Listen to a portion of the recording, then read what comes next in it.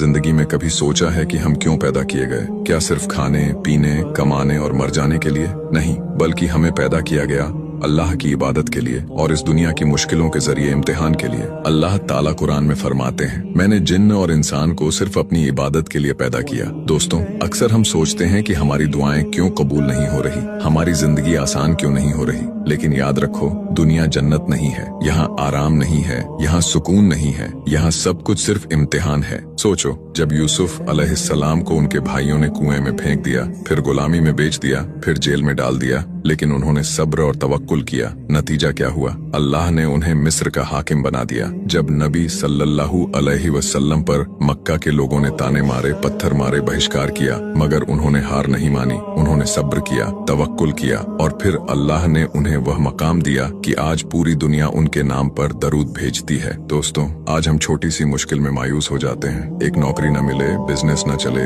रिश्ता टूट जाए, सेहत खराब हो जाए, तो हम सोचते हैं कि अब सब खत्म। लेकिन याद रखो, सब कुछ खत्म नहीं हुआ होता, बल्कि अल्लाह तुम्हारे लिए कुछ बेहतर लिख रहे होते हैं। कुरान में अल्लाह फरमाते हैं, असान तकरहू शयअन वहू खैरुल लकुम, यानी हो सकता है कि तुम्हें कोई चीज नापसंद हो, लेकिन उसमें तुम्हारे लिए भलाई हो। तो दोस्तों, जब हालात तुम्हारे खिलाफ हों, तो ये मत सोचना कि अल्लाह ने तुम्हें छोड़ दिया है, बल्कि समझो कि अल्लाह तुम्हें और मजबूत बना रहे हैं। एक बात याद रखो, मुसीबत इंसान को अल्लाह के करीब कर देती है। जब हम खुश होते हैं तो अक्सर गाफिल हो जाते हैं, लेकिन जब गम आता है तो सजदा लंबा हो जाता है, दुआ में आंसू बहते हैं, दिल टूटा हुआ अल्लाह से लिपट जाता है। और यकीन मानो, अल्लाह टूटे दिल की दुआ कभी ठुकराते नहीं। तो मायूस मत होना। अगर आज तुम्हारे पास दौलत नहीं है, शायद अल्लाह तुम्हें तकवा देना चाहते हैं। अगर आज तुम्हारे पास सेहत नहीं है, शायद अल्लाह तुम्हें सब्र का इनाम देना चाहते हैं। अगर आज लोग तुम्हारे खिलाफ हैं, शायद अल्लाह तुम्हें अपने करीब लाना चाहते हैं। याद रखो, ये दुनिया बस कुछ दिन की है। कब्र का सफर असली सफर है, और कब्र के बाद जो रोशनी मिलेगी वो इसी सब्र और तवक्कुल की वजह से मिलेगी। तो दोस्तों, जिंदगी के हर दर्द को अल्लाह के हवाले कर दो। जब दिल टूटे तो सजदा करो, जब लोग छोड़ दें तो दुआ करो, जब दुनिया ताना दे